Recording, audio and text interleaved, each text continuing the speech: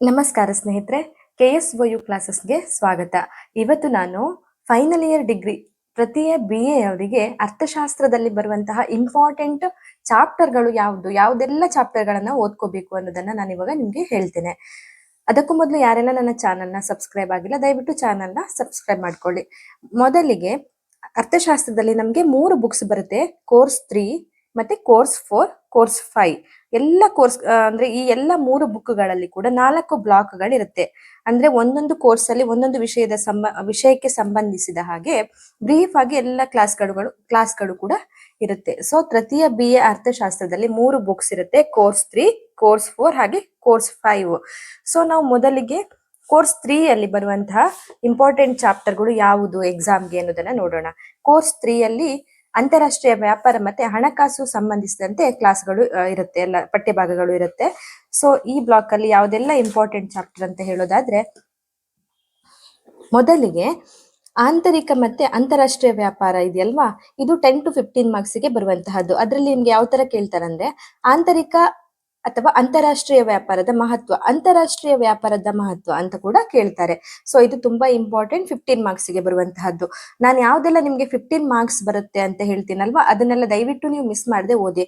ಮತ್ತೆ ಕೆಲವೊಂದು ಕ್ವಶನ್ಸ್ಗಳು 2022 ಇಂದ 2025 ತನಕ ಕೂಡ ನಾನು ಎಲ್ಲ ಕ್ವಶನ್ಸ್ ಪೇಪರ್ನ ರೆಫರ್ ಮಾಡಿಬಿಟ್ಟು ಯಾವ್ದೆಲ್ಲ ರಿಪೀಟೆಡ್ ಆಗಿ ಬರ್ತಾ ಇದೆ, ಅನೇಕ ಬಾರಿ ಕ್ವಶನ್ಸ್ ಯಾವ್ದೆಲ್ಲ ಪಠ್ಯಭಾಗದಿಂದ ಕೇಳಿದಾರಲ್ವಾ, ಆ ಪಠ್ಯಭಾಗವನ್ನಷ್ಟೇ ಇವಾಗ ಟಿಕ್ ಮಾಡಿ ಇಟ್ಕೊಂಡಿದ್ದೀನಿ. ಸೊ ಯಾರಿಗೆಲ್ಲ ಓದ್ಲಿಕ್ಕೆ ತುಂಬಾ ಕಷ್ಟ, ಯಾವ್ದನ್ನೆಲ್ಲ ಓದ್ಕೊಳ್ಬೇಕು ಅಂತ ಅರ್ಥ ಆಗದೆ ಕನ್ಫ್ಯೂಷನ್ ಅಲ್ಲಿರೋರಿಗೋಸ್ಕರ ಮಾತ್ರ ಈ ವಿಡಿಯೋ ಮಾಡಿರೋದು. ಸಮಯ ಇದ್ದವ್ರು ಎಲ್ಲ ಚಾಪ್ಟರ್ ಗಳನ್ನ ಓದ್ಕೊಳ್ಳಿ, ಯಾಕಂದ್ರೆ ಇದೇ ಯಾವ್ದೆಲ್ಲ ಬರುತ್ತೆ ಅಂತ ಹೇಳ್ತೀನಿ, ಅದ್ ಬಿಟ್ಟು ಬೇರೆನೂ ಕೂಡ ಬರಬಹುದು. ಆದರೆ ಪಾಸ್ ಆಗ್ಲಿಕ್ಕೆ ತುಂಬಾ ಸಹಾಯ ಆಗುವ ಹಾಗೆ ಮಾತ್ರ ನಾನು ಇವಾಗ ಈ ಒಂದು ವಿಡಿಯೋನ ಮಾಡ್ತಾ ಇದ್ದೀನಿ. ಸೊ 15 ಮಾರ್ಕ್ಸ್ಗೆ ಅಂತಾರಾಷ್ಟ್ರೀಯ ವ್ಯಾಪಾರದ ಮಹತ್ವ ಅಂತ ಕೇಳ್ತಾರೆ. ಹಾಗೇನೆ ಸಾಪೇಕ್ಷ ವೆಚ್ಚದ ಸಿದ್ಧಾಂತ, ಇದು ಕೂಡ ವೆರಿ ವೆರಿ ಇಂಪಾರ್ಟೆಂಟ್, 10 ಮಾರ್ಕ್ಸ್ಗೆ ಕೊಟ್ಟಿದ್ದಾರೆ. ಇನ್ನು ಆಧುನಿಕ ಉತ್ಪಾದನಾಂಗ ಸಮೃದ್ಧಿ ಸಿದ್ಧಾಂತ, ಅದರಲ್ಲಿ ಈ ಚಾಪ್ಟರ್ ಅಲ್ಲಿ ಹೆಕ್ಸ್ಟರ್ ವಹಿಲಿನ್ ಸಿದ್ಧಾಂತ ಅನ್ನುವಂತಹ ಈ ಟಾಪಿಕ್ ಏನಿದೆ, ಇದು ರಿಪೀಟೆಡ್ ಆಗಿ ಕೇಳಿದ್ದಾರೆ. ಈವನ್ ಸಪ್ಲಿಮೆಂಟರಿಯಲ್ಲಿ ಕೂಡ ಕೇಳಿದ್ದಾರೆ, ಡೈರೆಕ್ಟ್ ಎಕ್ಸಾಮ್ ಅಲ್ಲಿ ಕೂಡ ಕೇಳಿದ್ದಾರೆ 15 ಮಾರ್ಕ್ಸ್ಗೆ. ಸೊ ಇದೊಂದು ಚಾಪ್ಟರ್ನ ನೀವು ಬ್ಲಾಕ್ 1 ರಲ್ಲಿ ಮಿಸ್ ಮಾಡಲೇಬೇಡಿ. ಹೆಕ್ಸ್ಟರ್ ವಹಿಲಿನ್ ಸಿದ್ಧಾಂತ ಏನಿದೆ ರಿಪೀಟೆಡ್ ಆಗಿ ಬಂದಿದೆ. ಸೊ ಇದೊಂದು very very very very important ಆಗಿರುತ್ತೆ. ಸೊ ಘಟಕ 3 ಬರುವಂತಹ ಹೆಕ್ಸ್ಟರ್ ವಹಿಲಿನ್ ಸಿದ್ಧಾಂತವನ್ನ ಮಿಸ್ ಮಾಡಬೇಡಿ, 15 ಮಾರ್ಕ್ಸ್ಗೆ ಬರುತ್ತೆ. ಇನ್ನು 5 ಮಾರ್ಕ್ಸ್ ಮತ್ತೆ 10 ಮಾರ್ಕ್ಸ್ಗೆ ಒಂದು 2 ಟೈಮ್ಸ್ ಕೇಳಿದ್ದಾರೆ. ಅಂತಾರಾಷ್ಟ್ರೀಯ ವ್ಯಾಪಾರದ ಪ್ರಯೋಜನಗಳು ಅಂತ 5 or 10 ಮಾರ್ಕ್ಸ್ಗೆ 2 ಟೈಮ್ಸ್ ಬಂದಿರುವಂತಹ ಕ್ವಶನ್ ಆಗಿರುತ್ತೆ. ಇನ್ನೊಂದು ರಿಪೀಟೆಡ್ ಆಗಿ ಬಂದಿರುವಂತಹ ಕ್ವಶನ್ ಯಾವ್ದಪ್ಪ ಅಂದ್ರೆ 15 ಮಾರ್ಕ್ಸ್ಗೆ ವ್ಯಾಪಾರದ ಕರಾರನ್ನು ವಿಶ್ಲೇಷಿಸಿ ಅನ್ನುವಂತಹ ಪ್ರಶ್ನೆಯನ್ನ ರಿಪೀಟೆಡ್ ಆಗಿ ಕೇಳಿದ್ದಾರೆ. ಹಾಗಾಗಿ ಇದೊಂದು ಕೂಡ 15 ಮಾರ್ಕ್ಸ್ಗೆ ಬರುವಂತಹದ್ದು. ಇದಿಷ್ಟು ಕೂಡ ಬ್ಲಾಕ್ 1 ರಲ್ಲಿ ಓದ್ಕೊಳ್ಳಿ. ಇನ್ನು ಬ್ಲಾಕ್ 2 ಅಲ್ಲಿ ಯಾವ್ದೆಲ್ಲ ಇಂಪಾರ್ಟೆಂಟ್ ಅಂತ ನೋಡೋದಾದ್ರೆ, 15 ಮಾರ್ಕ್ಸ್ಗೆ ಒಂದು ಬರುವಂತಹ ಇಂಪಾರ್ಟೆಂಟ್ ಕ್ವಶನ್ಸ್ ರಿಪೀಟೆಡ್ ಆಗಿ ಬಂದಿದೆ. ಮುಕ್ತ ವ್ಯಾಪಾರದ ನೀತಿ ಅಂತ ಕೇಳಿದ್ದಾರೆ 15 ಮಾರ್ಕ್ಸ್ಗೆ. ಮುಕ್ತ ವ್ಯಾಪಾರದ ನೀತಿ ಪರ ಮತ್ತೆ ವಿರೋಧಗಳನ್ನ ಚರ್ಚಿಸಿ ಅಂತ ಕೂಡ ಕೇಳಿದ್ದಾರೆ. ನಂಗೆ ಯಾವ ತರ ಕ್ವಶನ್ಸ್ ಬಂದಿದೆ ನಾನು ಅದನ್ನ ಇಲ್ಲಿ ಕೂಡ ಜಸ್ಟ್ ಬರ್ಕೊಂಡಿದ್ದೀನಿ, ಹೆಲ್ಪ್ ಆಗ್ಲಿ ಅನ್ನುವ ಕಾರಣಕ್ಕೆ. ಸೊ ಮುಕ್ತ ವ್ಯಾಪಾರದ ನೀತಿಯನ್ನು ಚರ್ಚಿಸಿ ಅಂತ ಬರ್ಬೋದು, ಅಥವಾ ಮುಕ್ತ ವ್ಯಾಪಾರದ ನೀತಿಯ ಪರ ವಿರೋಧಗಳನ್ನ ಚರ್ಚಿಸಿ ಅಂತ ಕೂಡ ಬರ್ಬೋದು. 15 ಮಾರ್ಕ್ಸ್ಗೆ ಬರುವಂತಹದ್ದು ಈ ಕ್ವಶನ್ಸ್. ಇನ್ನು ಇನ್ನೊಂದು ಇಂಪಾರ್ಟೆಂಟ್ ರಿಪೀಟೆಡ್ ಕ್ವಶನ್ಸ್ ಯಾವ್ದಪ್ಪ ಅಂದ್ರೆ, ಸುಂಕ ಎಂದರೇನು ಮತ್ತು ಇದರ ಪರಿಣಾಮಗಳನ್ನ ತಿಳಿಸಿ. ಇದು ಕೂಡ 15 ಮಾರ್ಕ್ಸ್ಗೆ ಬರುವಂತಹದ್ದು. ಸುಂಕ ಎಂದರೇನು ಮತ್ತೆ ಇದರ ಪರಿಣಾಮಗಳು, ಇದು ಇಂಪಾರ್ಟೆಂಟ್. ಮತ್ತೊಂದು ಕ್ವಶನ್ಸ್ ರಿಪೀಟೆಡ್ ಆಗಿ ಬಂದಿದೆ ಬ್ಲಾಕ್ 2 ಅಲ್ಲಿ, ಕೋಟಾ ಇದರ ನಿಯಂತ್ರಣಗಳು ಅಥವಾ ವಿಧಗಳು ಅಂತ ಕೇಳಿದ್ದಾರೆ. ಕೋಟಾ ಇದರ ನಿಯಂತ್ರಣಗಳು ಮತ್ತೆ ವಿಧಗಳು. ಸೊ ಇದು ಕೂಡ 15 ಮಾರ್ಕ್ಸ್ಗೆ ಕೇಳಿರುವಂತಹದ್ದು. ನಾನು ರಿಪೀಟೆಡ್ ಆಗಿ ನಿಮ್ಗೆ ಸಪ್ಲಿ ಎಕ್ಸಾಮ್ ಪೇಪರ್ಸ್ ಹಾಗೇನೆ ಡೈರೆಕ್ಟ್ ಏನ್ ಎಕ್ಸಾಮ್ ಬರೀತಾರಲ್ವಾ, ಆ ಎಕ್ಸಾಮ್ ಪೇಪರ್ಸ್ ಎಲ್ಲವನ್ನ ನೋಡಿದಾಗ ನಿಮ್ಗೆ ಅನೇಕ ಕ್ವಶನ್ಸ್ಗಳು ರಿಪೀಟೆಡ್ ಆಗಿ ಬರ್ತಾ ಇರುತ್ತೆ. ಅಂದ್ರೆ ಒಂದೊಂದು ವರ್ಷದಲ್ಲಿ 2 ಸಲ ಎಕ್ಸಾಮ್ ಕಂಡಕ್ಟ್ ಮಾಡಿರೋದ್ರಿಂದ ಪೇಪರ್ಸೇ ತುಂಬಾ ಇರುತ್ತೆ. ಹಾಗಾಗಿ 15 ಮಾರ್ಕ್ಸ್ಗೆ ತುಂಬಾ ಕ್ವಶನ್ಸ್ಗಳು ನಿಮ್ಗೆ ಇವಾಗ ಸಿಗುತ್ತೆ. ಸೊ ನಾನು ಯಾವ್ದೆಲ್ಲ 15 ಮಾರ್ಕ್ಸ್ಗೆ ಹೇಳಿದ್ದೀನಿ, ಆದಷ್ಟು ಆ ಕ್ವಶನ್ಸ್ ಗಳನ್ನ ನೀವು ಓದ್ಕೊಂಡ್ರೆ ನಿಮ್ಗೆ ಪಾಸ್ ಆಗ್ಲಿಕ್ಕೆ ತುಂಬಾ ಸಹಾಯ ಆಗುತ್ತೆ. ಕೋಟಾ ರಿಪೀಟೆಡ್ ಆಗಿ ಕೇಳ್ತಿರುವಂತ ಕ್ವಶನ್ಸ್, ಕೋಟಾದ ವಿಧಗಳು ಮತ್ತೆ ಇದರ ನಿಯಂತ್ರಣಗಳನ್ನ ಚರ್ಚಿಸಿ ಅಂತ ಬರುತ್ತೆ. ಇನ್ನು ಬಹುರಾಷ್ಟ್ರೀಯ ಕಂಪನಿಗಳೇನಿದೆ, ಇದನ್ನು 1 ಬಾರಿ ಕೇಳಿದ್ದಾರೆ ಅಷ್ಟೇ, ನಾನು ನೋಡಿರುವಂತದ್ದು 1 ಬಾರಿ ಅಷ್ಟೇ. ಹಾಗಾಗಿ ಸಮಯ ಇದ್ದವರು ಇದನ್ನ ಓದ್ಕೋಬಹುದು. ಇನ್ನೊಂದು ಇಂಪಾರ್ಟೆಂಟ್ ಆಗಿ ಕೇಳಿದರೆ ಕ್ವಶನ್ಸ್ ಯಾವ್ದಪ್ಪ ಅಂದ್ರೆ, ವಿಶ್ವ ವ್ಯಾಪಾರ ಸಂಘಟನೆಯ ಕಾರ್ಯಗಳು. ವಿಶ್ವ ವ್ಯಾಪಾರ ಸಂಘಟನೆಯ ಕಾರ್ಯಗಳು ಅಂತ 10 ಮಾರ್ಕ್ಸ್ಗೆ ಬಂದಿದೆ. 2 ಟೈಮ್ಸ್ ಅಲ್ಲಿ ನೋಡಿದ್ದೀನಿ ಪೇಪರ್ ಅಲ್ಲಿ. ಹಾಗಾಗಿ ಇದು ಕೂಡ ತುಂಬಾ ಇಂಪಾರ್ಟೆಂಟ್ ಆಗಿರುತ್ತೆ. ನಿಮ್ಗೆ ವಿಶ್ವ ವ್ಯಾಪಾರ ಸಂಘಟನೆ ಅಂತಾನು ಕೇಳ್ಬೋದು, ಇಲ್ಲ ಸಾರ್ಕ್ ನ ಕಾರ್ಯಗಳು ಅಂತ ಕೂಡ ಕೇಳ್ತಾರೆ. ಅದಿಷ್ಟು ಕೂಡ ಇಂಪಾರ್ಟೆಂಟ್ ಆಗಿರುತ್ತೆ. ಇನ್ನು ಬ್ಲಾಕ್ 3 ಅಲ್ಲಿ ಯಾವ್ದೆಲ್ಲ ಇಂಪಾರ್ಟೆಂಟ್ ಅಂತ ನೋಡೋದಾದ್ರೆ, ಬ್ಲಾಕ್ 3 ಅಲ್ಲಿ ಪಾವತಿ ಶಿಲ್ಕಿನ ಅಸಮತೋಲನಕ್ಕೆ ಕಾರಣಗಳು ಅನ್ನುವಂತಹದ್ದು ರಿಪೀಟೆಡ್ ಆಗಿ ತುಂಬಾ ಬಾರಿ ಬಂದಿದೆ. ಪಾವತಿ ಶಿಲ್ಕಿನ ಅಸಮತೋಲನಕ್ಕೆ ಕಾರಣಗಳು, ಪಾವತಿ ಶಿಲ್ಕು ಅಸಮತೋಲನವನ್ನ ಸರಿಪಡಿಸುವ ವಿಧಾನಗಳು. ಸೊ ಇವೆರಡೇನ್ ಘಟಕ ಇದೆ 14 ಮತ್ತೆ 15, ಇವೆರಡು ಕೂಡ ಕಂಬೈನ್ ಆಗಿ ಕ್ವಶನ್ಸ್ ಕೇಳ್ತಾರೆ. ಹಾಗಾಗಿ ನೀವು 2 ಬ್ಲಾಕ್ ಅನ್ನು ಕೂಡ ಓದ್ಕೊಳ್ಬೇಕು. ಒಂದು ಪಾವತಿ ಶಿಲ್ಕಿನ ಅಸಮತೋಲನಕ್ಕೆ ಕಾರಣಗಳು, ಮತ್ತೆ ಆ ಅಸಮತೋಲನವನ್ನ ಹೇಗೆ ಸರಿಪಡಿಸುವ ವಿಧಾನಗಳು ಯಾವುದೆಲ್ಲ ಇದೆ ಅಂತ ಇದನ್ನ ಕಂಬೈನ್ ಆಗಿ ಕ್ವಶನ್ಸ್ ಕೇಳ್ತಾರೆ 15 ಮಾರ್ಕ್ಸ್ಗೆ. ಹಾಗಾಗಿ ಇದು ಕೂಡ ಇಂಪಾರ್ಟೆಂಟ್ ಆಗಿರುತ್ತೆ. ಇನ್ನು ಮೇಲ್ಗಡೆ ಬರುವಂತಹ ಪಾವತಿ ಶಿಲ್ಕು ವ್ಯಾಪಾರ ಶಿಲ್ಕಿನ ನಡುವಣ ವ್ಯತ್ಯಾಸ ಸಮಯ ಇದ್ರೆ ಸ್ವಲ್ಪ ನೋಡ್ಕೊಳ್ಳಿ, ಸ್ವಲ್ಪ ನೀವು ಅದನ್ನ ಬರೀಲಿಕ್ಕೆ ಹೆಲ್ಪ್ ಆಗುತ್ತೆ, ಬಂದ್ರು ಬರಬಹುದು. ಹಾಗಾಗಿ ಮತ್ತೆ ಇವೆರಡು ಚಾಪ್ಟರ್ ಮಿಸ್ ಮಾಡಬೇಡಿ. ಇನ್ನೊಂದು important, very very very important, 5 ಮಾರ್ಕ್ಸ್ಗೆನೇ ಕೇಳುವಂತದ್ದು, ತುಂಬಾ ಪ್ರಶ್ನೆ ಪತ್ರಿಕೆಗಳಲ್ಲಿ 5 ಮಾರ್ಕ್ಸ್ಗೆನೆ ಒಂದು ಕ್ವಶನ್ಸ್ ಯಾವ್ದಪ್ಪ ಕೇಳಿದಾರೆ ಅಂದ್ರೆ ಅದು ಅಪಮೌಲ್ಯ. ಇದು ತುಂಬಾ ಇಂಪಾರ್ಟೆಂಟ್ ಆಗಿದೆ, ಖಂಡಿತ ಇದು ಬರುತ್ತೆ, ಇದನ್ನ ಮಿಸ್ ಮಾಡಬೇಡಿ. ಅಪಮೌಲ್ಯ 5 ಮಾರ್ಕ್ಸ್ಗೆ. ಇದಿಷ್ಟು ಚಾಪ್ಟರ್ ಬ್ಲಾಕ್ 3 ಅಲ್ಲಿ ಆಯ್ತು. ಇನ್ನು ಬ್ಲಾಕ್ 4 ಅಲ್ಲಿ ನೋಡುದಾದ್ರೆ ವಿಶ್ವ ಬ್ಯಾಂಕ್ ನ ಪಾತ್ರ ಅಂತ ಕೇಳ್ತಾರೆ 15 ಮಾರ್ಕ್ಸ್ಗೆ. ಇಲ್ಲ ಅಂದ್ರೆ ವಿಶ್ವ ಬ್ಯಾಂಕ್ ನ ಕಾರ್ಯ ಮತ್ತೆ ಉದ್ದೇಶಗಳು ಅನ್ನ ತಿಳಿಸಿ ಅಂತ ಕೇಳ್ತಾರೆ, ಅಥವಾ ಅಂತಾರಾಷ್ಟ್ರೀಯ ಬ್ಯಾಂಕಿನ ಕಾರ್ಯಗಳು ಮತ್ತೆ ಉದ್ದೇಶಗಳು ಅಂತ ಕೂಡ ಕೇಳಬಹುದು. ರಿಪೀಟೆಡ್ ಆಗಿ ಇದು ಕೂಡ ಬಂದಿರುತ್ತೆ. ವಿಶ್ವ ಬ್ಯಾಂಕ್ ನ ಪಾತ್ರ ಅಂತ ಕೇಳ್ತಾರೆ, ಅಥವಾ ವಿಶ್ವ ಬ್ಯಾಂಕ್ ಅಥವಾ ಅಂತಾರಾಷ್ಟ್ರೀಯ ಬ್ಯಾಂಕಿನ ಕಾರ್ಯಗಳು ಅಥವಾ ಅದರ ಉದ್ದೇಶಗಳನ್ನ ತಿಳಿಸಿ ಅಂತ ನಿಮ್ಗೆ 15 ಮಾರ್ಕ್ಸ್ಗೆ ಆರ್ 10 ಮಾರ್ಕ್ಸ್ ಕೂಡ ಬರುವಂತಹ ಕ್ವಶನ್ಸ್ ಬ್ಲಾಕ್ 4 ಅಲ್ಲಿ. ಇದು ತುಂಬಾ ಇಂಪಾರ್ಟೆಂಟ್ ಆಗಿದೆ. ಇನ್ನೊಂದು 5 ಮಾರ್ಕ್ಸ್ಗೆನೆ ರಿಪೀಟೆಡ್ ಆಗಿ ಕೇಳಿರುವಂತಹದ್ದು ಈ ಅಪಮೌಲ್ಯ ಹೇಗೆ ಇಂಪಾರ್ಟೆಂಟ್ ಅಂತ ಹೇಳಿದ್ನು ಹಾಗೇನೆ ತುಂಬಾ ಬಾರಿ ಬಂದಿರುವಂತಹದ್ದು ದಕ್ಷಿಣ ಸಂವಾದ. ಏನು ಅದಕ್ಕೆ ಕ್ವಶನ್ಸ್ ಕೇಳಲ್ಲ, ದಕ್ಷಿಣ ಸಂವಾದ ಅಂತ ಕೊಡ್ತಾರೆ, ನೀವು ಅದಕ್ಕೆ ಎಕ್ಸೆ ತರ ಬರಿಬೇಕಾಗತ್ತೆ. ಇನ್ನು ಇನ್ನೊಂದು ಇಂಪಾರ್ಟೆಂಟ್ ಆಗಿದೆ, ನಾನು ಆಕ್ಚುಲಿ ಕನ್ಫ್ಯೂಸ್ ಆಗಿ ಕೆಳಗಡೆ ಹಾಕೊಂಡಿದ್ದೀನಿ, ಉತ್ತರ ದಕ್ಷಿಣ ಸಂವಾದ ಕೂಡ ಕೇಳಿದ್ದಾರೆ. ಆದ್ರೆ ಅನೇಕ ಬಾರಿ ರಿಪೀಟೆಡ್ ಆಗಿ ಬಂದಿರುವಂತಹ ಕ್ವಶನ್ಸ್ ಯಾವ್ದಪ್ಪ ಅಂದ್ರೆ ದಕ್ಷಿಣ ಸಂವಾದ. ಹಾಗಾಗಿ ಇವೆಲ್ಲವನ್ನ ಕೂಡ ಒಂದ್ಸಲ ನೋಡ್ಕೊಳ್ಳಿ. ಈ ದಕ್ಷಿಣ ಸಂವಾದವನ್ನ ಜಾಸ್ತಿ ನೋಡ್ಕೋಬೇಕಾಗತ್ತೆ. ಇದಿಷ್ಟು ಈ ಚಾಪ್ಟರ್ ಅಲ್ಲಿ ಬಂದಂತ ವಿಷಯ ಆಗುತ್ತೆ. ಇನ್ನೊಂದು ಇಂಪಾರ್ಟೆಂಟ್ ಇದೆ ಇದೇ ಪಾಠದಲ್ಲಿ, ಹೊಸ ಅಂತಾರಾಷ್ಟ್ರೀಯ ಆರ್ಥಿಕ ವ್ಯವಸ್ಥೆ ಕುರಿತು ಚರ್ಚಿಸಿ ಅಂತ 15 or 10 ಮಾರ್ಕ್ಸ್ಗೆ ಬರುವಂತಹ ಒಂದು ಕ್ವಶನ್ ಆಗಿರುತ್ತೆ ಇದು ಕೂಡ. ಸೊ ನಾನು ಏನ್ ಹೇಳಿದ್ದೀನಿ ಇದಿಷ್ಟನ್ನ ನೀವು ಟಿಕ್ ಮಾಡ್ಕೊಳ್ಳಿ ನಿಮ್ಮ ಬುಕ್ ಅಲ್ಲಿ, ಹಾಗೇನೆ ಆ ಚಾಪ್ಟರ್ ಗಳನ್ನ ಮಾತ್ರ ಓದ್ಕೊಳ್ಳಿ. ಮತ್ತೆ ನಾನು ಯಾವ್ದೆಲ್ಲ ಚಾಪ್ಟರ್ ಬಿಟ್ಟಿದ್ದೀನಿ ನೀವು ಆ ಚಾಪ್ಟರ್ ಅನ್ನ ಓದದೇ ಇದ್ರೂ ಪರವಾಗಿಲ್ಲ, ಯಾಕಂದ್ರೆ ರಿಪೀಟೆಡ್ ಆಗಿ ಆ ಒಂದು ಪಠ್ಯ ಭಾಗದಿಂದ ಕ್ವಶನ್ಸ್ ಕೇಳದೇ ಇರೋದ್ರಿಂದ ಅದಷ್ಟು ಇಂಪಾರ್ಟೆಂಟ್ ಆಗಿರಲ್ಲ ಅಂತ ಹೇಳ್ಬಹುದು. ಯಾಕಂದ್ರೆ ಇದು ವಿಡಿಯೋ ನಾನು ಸಪರೇಟ್ ಆಗಿ ಮಾಡ್ತಾ ಇರೋದು ಕೊನೆ ಕ್ಷಣಗಳಲ್ಲಿ ಓದುವವರಿಗೆ, ಕನ್ಫ್ಯೂಷನ್ ಇರುವವರಿಗೆ, ಯಾವ್ದೆಲ್ಲ ಓದ್ಬೇಕಪ್ಪ ಪೇಪರ್ಸ್ ಎಲ್ಲ ಸಿಗದೆ ಇದ್ದವರಿಗೋಸ್ಕರ, ಕ್ವಶನ್ಸ್ ಪೇಪರ್ ಎಲ್ಲ ಸಿಗದೆ ಇದ್ದವರಿಗೋಸ್ಕರ ಮಾಡಿರುವಂತಹ ವಿಡಿಯೋ ಇದಾಗಿರುತ್ತೆ. ನಾನು ಹೇಳಿರುವಷ್ಟು ಓದಿದ್ರೆ ನಿಮಗೆ ಖಂಡಿತ ಪಾಸ್ ಆಗ್ಲಿಕ್ಕಂತೂ ಏನು ಡೌಟ್ ಇಲ್ಲ. ಹಾಗೆ ಜಾಸ್ತಿ ಮಾರ್ಕ್ಸ್ ಪಡಿಬೇಕಂತ ಇದ್ದವರು ಎಲ್ಲ ಕ್ವಶನ್ಸ್ ಗಳನ್ನ ಸಮಯ ಇದ್ದವರು ಓದ್ಕೋಬಹುದು. ಇನ್ನೊಂದು ಏನಪ್ಪಾ ಅಂದ್ರೆ ಮುಕ್ತ ವ್ಯಾಪಾರ ನೀತಿ, ಅದರ ಪರ ಮತ್ತೆ ವಿರೋಧಿ ವಾದಗಳು ಅಂತ ಇದೆ. ಆಕ್ಚುಲಿ ನನ್ಗೆ ಇದು ಯಾವ್ದೋ ಒಂದು ಚಾಪ್ಟರ್ ಒಳಗಡೆ ಬರುತ್ತೆ ಮುಕ್ತ ವ್ಯಾಪಾರ ನೀತಿ, ಅದು ಯಾವ ಚಾಪ್ಟರ್ ಅಂತ ನನಗೆ ಗೊತ್ತಾಗ್ತಾ ಇಲ್ಲ, ಯಾಕಂದ್ರೆ ಇಲ್ಲಿ ಹೆಡ್ಲೈನ್ ಎಲ್ಲೂ ಸಿಗ್ತಾ ಇಲ್ಲ. ಹಾಗಾಗಿ ಇದೊಂದು 2-3 ಟೈಮ್ಸ್ ನಾನು ಪೇಪರ್ಸ್ ಅಲ್ಲಿ ನೋಡಿರೋದ್ರಿಂದ ಇಲ್ಲಿ ಬರ್ಕೊಂಡಿದ್ದೀನಿ. ಮುಕ್ತ ವ್ಯಾಪಾರ ನೀತಿಯ ಪರ ವಿರೋಧಗಳನ್ನ ಕುರಿತು ಚರ್ಚಿಸಿ ಅಂತ ಬರುತ್ತೆ. ಸೊ ಇದು ಯಾವ್ದಾದ್ರು ಚಾಪ್ಟರ್ ಅಲ್ಲಿ ನಿಮ್ಗೆ ವ್ಯಾಪಾರ ರೀತಿ ಯಾವ್ದಾದ್ರು ಪಾಠದಲ್ಲಿ ಬಂದ್ರೆ ಖಂಡಿತ ಅದೊಂದು ವಿಷಯದ ಬಗ್ಗೆ ಸ್ವಲ್ಪ ಓದ್ಕೊಳ್ಳಿ. ಮುಕ್ತ ವ್ಯಾಪಾರ ನೀತಿಯ ಪರ ವಿರೋಧಗಳನ್ನ ಚರ್ಚಿಸಿ ಅಂತ ಬರುತ್ತೆ. ಸೊ ಇದಿಷ್ಟು ಕೂಡ ಕೋರ್ಸ್ 3 ಬುಕ್ಸ್ ಅಲ್ಲಿ ಆಗಿರುತ್ತೆ. ಅಂತಾರಾಷ್ಟ್ರೀಯ ವ್ಯಾಪಾರ ಮತ್ತೆ ಹಣಕಾಸು ವಿಷಯದ ಕುರಿತಾಗಿ ಇದಿಷ್ಟು ಆಗಿರುತ್ತೆ. ಇನ್ನು ಬ್ಲಾಕ್ 4 ಅಲ್ಲಿ ನೋಡುದಾದ್ರೆ ಭಾರತದ ಆರ್ಥಿಕತೆ, ಅರ್ಥಶಾಸ್ತ್ರದ ಬ್ಲಾಕ್ 4 ಅಲ್ಲಿ ಬರುವಂತಹ ಒಂದು ಮೈನ್ ಹೆಡ್ಡಿಂಗ್ ಏನಪ್ಪಾ ಅಂದ್ರೆ ಭಾರತದ ಆರ್ಥಿಕತೆ. ಈ ಭಾರತದ ಆರ್ಥಿಕತೆಯಲ್ಲಿ ಬರುವಂತಹ ಇಂಪಾರ್ಟೆಂಟ್ ಚಾಪ್ಟರ್ಗಳು ಯಾವ್ದಪ್ಪ ಅಂತ ನೋಡುದಾದ್ರೆ ಭಾರತದ ಆರ್ಥಿಕತೆಯ ಲಕ್ಷಣಗಳು ಬ್ಲಾಕ್ 1 ರಲ್ಲಿ ರಿಪೀಟೆಡ್ ಆಗಿ ಬಂದಿದೆ, ವೆರಿ ವೆರಿ ಇಂಪಾರ್ಟೆಂಟ್. ಅದು 15 ಮಾರ್ಕ್ಸ್ಗೆ ಬರುವಂತಹದ್ದು, ಭಾರತದ ಆರ್ಥಿಕತೆಯ ಲಕ್ಷಣಗಳು. ಇನ್ನೊಂದು ಇಂಪಾರ್ಟೆಂಟ್ ಚಾಪ್ಟರ್, ಅದು ಕೂಡ ರಿಪೀಟೆಡ್ ಆಗಿ ಬಂದಿದೆ, ಜನಸಂಖ್ಯಾ ಸ್ಫೋಟ. ಆಯ್ತಾ, ಅದರದ್ದು ಜನಸಂಖ್ಯೆ ಸ್ಫೋಟ ಅಂತ ಕೊಡ್ತಾರೆ, ಇಲ್ಲ ಜನಸಾಂದ್ರತೆ ಅಂತ ಕೂಡ ಕೊಡಬಹುದು. ಇದು ರಿಪೀಟೆಡ್ ಆಗಿ ಬಂದಿದೆ 15 ಮಾರ್ಕ್ಸ್ಗೆ. ಸೊ ಇವೆರಡು ಬ್ಲಾಕ್ ಇಂಪಾರ್ಟೆಂಟ್. ಇನ್ನೊಂದು ರಾಷ್ಟ್ರೀಯ ಆದಾಯ ಕೇಳ್ತಾರೆ, ಅಥವಾ ರಾಷ್ಟ್ರೀಯ ಉತ್ಪನ್ನ ಮಾಪನದ ಅಡಚಣೆಗಳು, ಇದು ಈ ಪಠ್ಯ ಭಾಗದೊಳಗಡೆನೆ ಬರುತ್ತೆ. ಸೊ ಇದನ್ನು ಓದ್ಕೊಳ್ಬೇಕಾಗುತ್ತೆ. ರಾಷ್ಟ್ರೀಯ ಆದಾಯ ಅಥವಾ ರಾಷ್ಟ್ರೀಯ ಉತ್ಪನ್ನಗಳ ಮಾಪನದ ಅಡಚಣೆಗಳು ಅಂತ 5 to 10 ಮಾರ್ಕ್ಸ್ಗೆ ಬರುವಂತಹ ಕ್ವಶನ್ಸ್ ಇದಾಗಿರುತ್ತೆ. ಇನ್ನೊಂದು ಇಂಪಾರ್ಟೆಂಟ್ 5 ಅಥವಾ 10 ಮಾರ್ಕ್ಸ್ಗೆ ಬರುವಂತಹದ್ದು ಬಡತನ, ಸಾಪೇಕ್ಷ ಬಡತನ ಅಥವಾ ಸಾಪೇಕ್ಷ ನಿರಪೇಕ್ಷ ಬಡತನದ ಕುರಿತು ತಿಳಿಸಿ ಅಂತ ಕೇಳುತ್ತೆ. ಓಕೆನಾ. ಸಾಪೇಕ್ಷ ಅಥವಾ ನಿರಪೇಕ್ಷ ಬಡತನದಲ್ಲಿ ಬರುವಂತಹ ಸಾಪೇಕ್ಷ ಮತ್ತೆ ನಿರಪೇಕ್ಷ ಎನ್ನುವಂತ ಈ ಏನು ಚಾಪ್ಟರ್ ಇದೆ, ಇದು 5 or 10 ಮಾರ್ಕ್ಸ್ಗೆ ಬರುವಂತಹದ್ದು. ರಿಪೀಟೆಡ್ ಆಗಿ ಇದು ಕೂಡ ಬಂದಿರುತ್ತೆ. ಇನ್ನೊಂದು ಕ್ವಶನ್ಸ್ ಯಾವ್ದಪ್ಪ ಅಂದ್ರೆ ನಿರುದ್ಯೋಗ. ಈ ನಿರುದ್ಯೋಗದಲ್ಲಿ ಅವ್ರು ಏನ್ ಕೇಳಿದ್ದಾರೆ ಅಂದ್ರೆ ಸಪರೇಟ್ ಆಗಿ 10 ಮಾರ್ಕ್ಸ್ಗೆ ಮರೆಮಾಚಿದ ನಿರುದ್ಯೋಗದ ಕುರಿತು ಚರ್ಚಿಸಿ ಅಂತ ಕೇಳಿದ್ದಾರೆ. ಮರೆಮಾಚಿದ ನಿರುದ್ಯೋಗದ ಕುರಿತು ಚರ್ಚಿಸಿ. ಸೊ ಇದು ಕೂಡ ತುಂಬಾ ಇಂಪಾರ್ಟೆಂಟ್ ಆಗಿರುತ್ತೆ.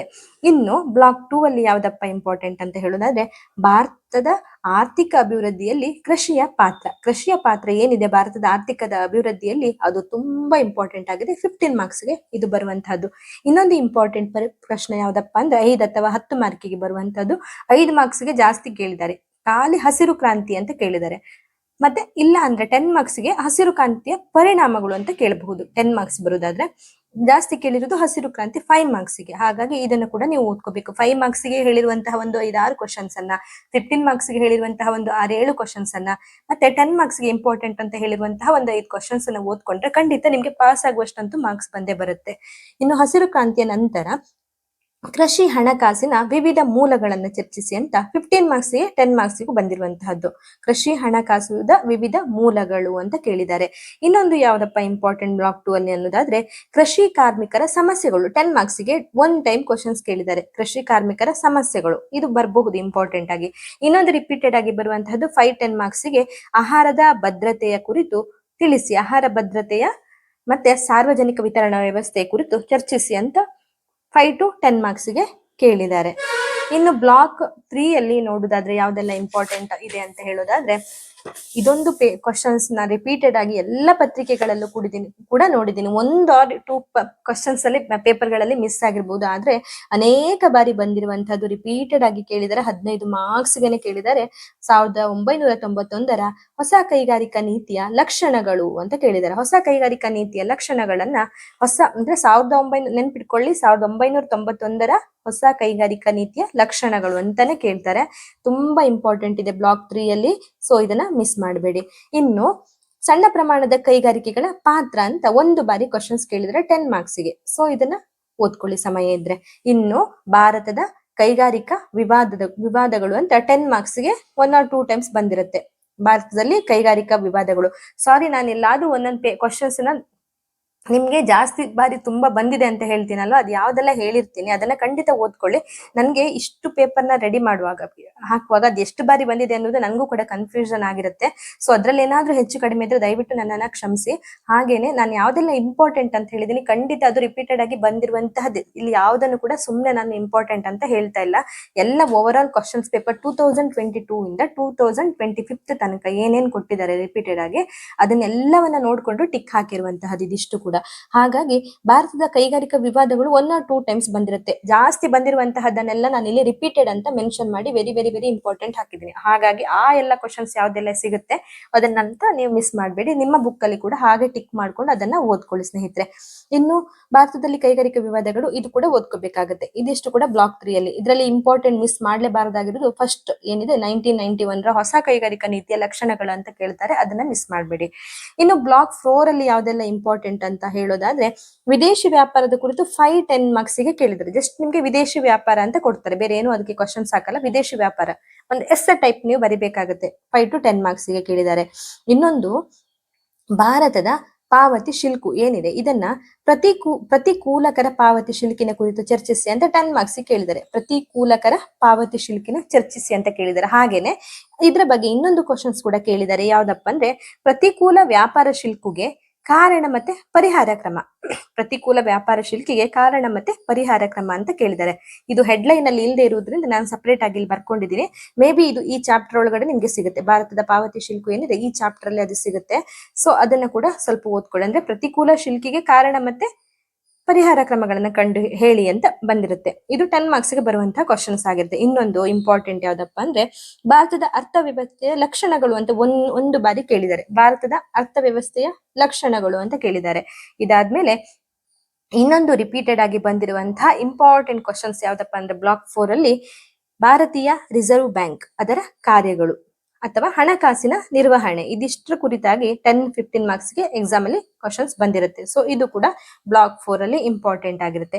ಇನ್ನು ಮಾಹಿತಿ ತಂತ್ರಜ್ಞಾನದ ಬೆಳವಣಿಗೆ ಒಂದು ಬಾರಿ ನೋಡಿದ ಹಾಗಿದೆ. ಹಾಗಾಗಿ ಸಮಯ ಇದ್ರೆ ಮಾಹಿತಿ ತಂತ್ರಜ್ಞಾನದ ಬಗ್ಗೆ ಕ್ಷೇತ್ರದಲ್ಲಿ ಹೇಗೆ ಬೆಳವಣಿಗೆ ಎಲ್ಲ ಆಗ್ತಾ ಇದೆ ಅದ್ರ ಬಗ್ಗೆ ಸ್ವಲ್ಪ ನೀವು ಒಂದ್ಸಲ ನೋಡ್ಕೊಳ್ಳಿ. ನಿಮ್ಗೆ ಬರೀಲಿಕ್ಕೆ ಅದು ಟಾಪಿಕ್ ತುಂಬಾ ಈಸಿ ಇದೆ. ಮಾಹಿತಿ ತಂತ್ರಜ್ಞಾನ, ಇನ್ಫಾರ್ಮೇಶನ್ ಟೆಕ್ನಾಲಜಿ ಅಂತ ಏನ್ ಬರುತ್ತೆ ಅದ್ರ ಬಗ್ಗೆ ಬರಲಿಕ್ಕೆ ಇರುವಂತಹದ್ದು. ಎಲ್ಲಾದ್ರೂ ಬಂದ್ರು ಬರಬಹುದು 5 ಮಾರ್ಕ್ಸ್ ಅಥವಾ 10 ಮಾರ್ಕ್ಸ್ಗೆ. ಹಾಗಾಗಿ ಅದನ್ನು ಕೂಡ ಒಮ್ಮೆ ನೀವು ಓದ್ಕೊಳ್ಳಿ. ಸೊ ಇದಿಷ್ಟು ಕೂಡ ನಾನು ಯಾವ್ದೆಲ್ಲ ಹೇಳಿದ್ದೀನಿ ಇದನ್ನೆಲ್ಲವನ್ನ ನೀವು ಕೂಡ ಒಮ್ಮೆ ನಿಮ್ಮ ಬುಕ್ ಅಲ್ಲಿ ಕೂಡ ಮಾರ್ಕ್ ಮಾಡ್ಕೊಳ್ಳಿ.